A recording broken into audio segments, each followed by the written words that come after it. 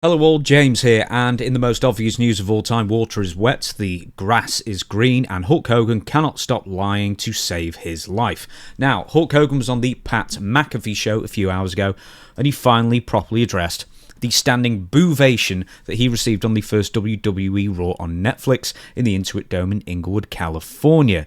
And boy, was it a doozy. Now, after Hogan prattled on for a while about his beer and WWE's involvement, Pat McAfee brought up Hogan getting booed for political stuff and some other stuff as well. At the Intuit Dome, I don't think any of us expected. No, I did. Hogan maybe had an inkling he wouldn't be universally well received, considering that a certain portion of the audience has booed him since WWE allowed him back after freezing him out for so many years after those secret racist recordings were made public. But there's no way WWE or Hogan, in my opinion, would have done that segment if they thought Hogan was going to get unanimously booed. I mean, they had the flag out, Jimmy Hart out, everything to sort of make it go as smoothly as possible. Now, they all have a stake in the beer company, and it's just horrible optics and makes everyone look like idiots if they were going to send Hogan out there to get booed that badly while promoting his drink. And if you don't believe me, here's Hogan's reaction, and it sure didn't look to me that he was expecting the reaction he got.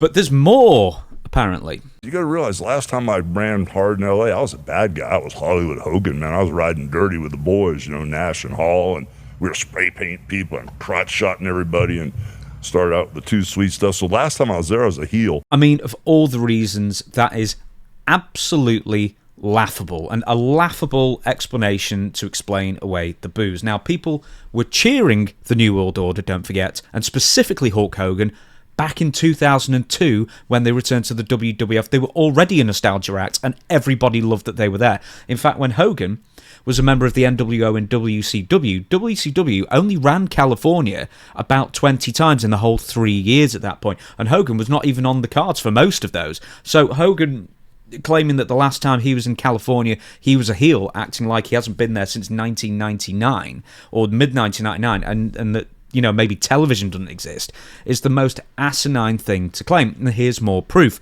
For many more years, the way more appearances from the early 80s onwards, Hulk Hogan was not just a babyface, but the babyface in California, especially when the WWF toured there. Hogan was a babyface on California cards in 1999 and 2000 WCW after the NWO run. Hogan was a babyface in WWE for the nostalgia run when he was getting like 8-minute standing ovations, and Hulk Hogan has been booked as a babyface in WWE for 20 years, including California. But I think the politics had a whole lot to do with it. Now, I'm of the opinion that politics does play a part in why Hogan's getting booed, but how much of a part? Well, probably less than you might think, in my opinion. So it's always going to be a turn-off when somebody you like does not hold the same political beliefs that you do, and especially if they're so public and loud and nail their colours to the mast, as it were, about their beliefs that you can't simply ignore them or look past them. Most people will still overlook this, but some won't. Now, California is an entrenched blue state. That's obvious, everybody knows that. But 2 weeks later, CM Punk was unanimously cheered when he said he'd throw Hulk Hogan's dusty old ass out of the ring if he was foolhardy enough to enter the Royal Rumble match in Texas. Now, if my American politics, which aren't that great, I understand, are correct, Donald Trump won a 56.2% majority statewide in Texas, which is the largest majority win in Texas for 20 years. Yet nobody seemed to be cheering Hulk Hogan's name or booing CM Punk for saying he was going to throw him out the ring for that one either, which makes me think that it isn't just politics either. Then Pat McAfee alludes to other reasons, quote, aka the racist tirade that was secretly recorded by his former best friend, his being Hulk Hogan's best friend, Bubba the Love Sponge. When you're in a public eye for 40 years. Yeah, you do slip and fall a couple times. That was a hell of a slip and fall, and when WWE let Hulk Hogan back onto the shows after the racist clip had been made public, the crowds were maybe about 50-50 for him, depending on the city, depending on the situation. I suspect what he still said rankles with a lot of people more than his political leanings. But back to the booing. At the end of the day, we kind of looked at it the next day because, I had like 11 billion impressions And some of the other guys, some of the big stars that were on that car that night only had like $3 billion. I don't name names, but we were So you were like, I was like, hate me some more. 11 billion impressions. Really? Really 11 billion? Well, so, okay, on average, on everyone on planet Earth, babies to old dementia patients in wards, whatever, saw that segment 1.4 times in a week. That is such a steaming, honking pile of Godzilla-sized bullshit as well. Here's an example. In the first quarter of 2024, Walmart topped all US retailers by achieving 11 billion impressions in a quarter, not a week. I figure Hogan may have meant something like 11 million, but why say million when you can just simply add 4 zeros to it and make it completely unrealistic, I guess. And I had to be a good guy in LA. Yes. Now, if this was for wrestling and they turned on me like that, I'd have turned into Hollywood Hulk Hogan. So Hulk Hogan said he wanted to turn on the crowd, and I'm sure he did, but why didn't he? I said, oh, hell yeah. So you hate me for everything I've done for all the Make-A-Wish kids and everything I did for your kids. Well, guess what? I did it for the money. and by the way, since you want so much hatred coming your way, I hope you have a good time when Kamala Harris, is your new governor, and you're all standing in the soup line. Mic drop, see ya. Jeez Louise. But I couldn't do that. At least finally Hulk Hogan got something right by not telling millions of people watching on Netflix and whoever was in the crowd, how many, 20,000 or 18,000, whatever in the crowd, that he only visited sick children because they were paid engagements. That was probably a wise business decision. But after less than a stellar Hogan reception, it was actually Stephanie McMahon who immediately, I think was maybe the first one to publicly distance herself, who were in the WWE inner circle, even though she hasn't technically got a job there, but she probably does, distance herself from the Immortal One on the Pat McAfee Show a couple of weeks earlier, when she said that she was never on the Hulk Hogan bandwagon as a kid. I didn't like cheering for Hogan.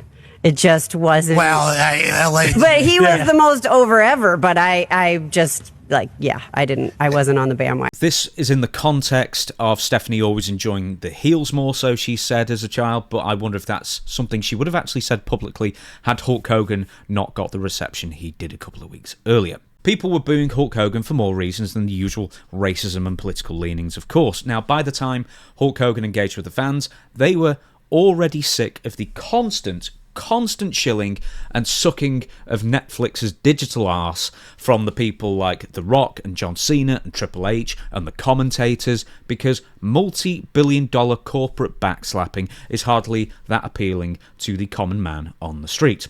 And for the fans, once it became obvious that Hulk Hogan was only there at the show to flog some cans of warm, mass-produced piss, people just didn't give a shit about him anyway. I mean, they were booing him.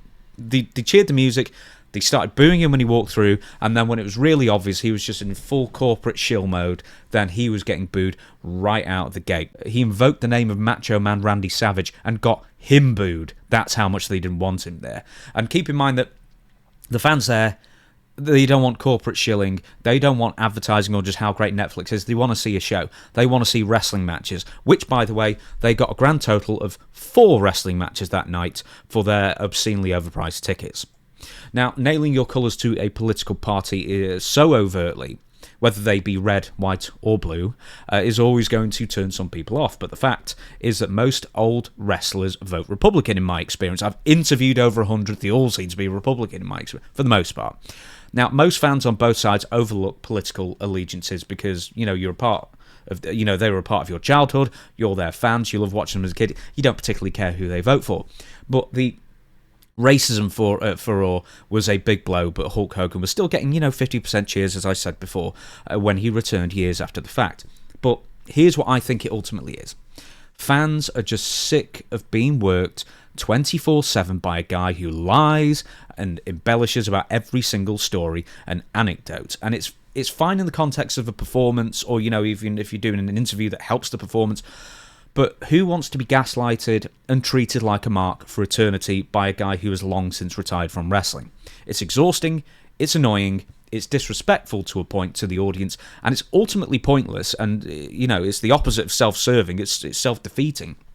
Because Everybody can check facts these days, and by constantly making things up about a life and career that is already unfathomably amazing, just ends up being a waste of everybody's time, and ultimately people just stop listening to you. So I think after so many years of just cutting so many interviews and making so many wild, ridiculous claims, the fans are just tired of Hulk Hogan's shit. And that's coming from somebody who very much appreciates Hulk Hogan's body of work through the decades. If you like this video, please comment, please subscribe. It all helps the channel. And like, comment, subscribe, you know, the usual stuff. And I will see you for the next video.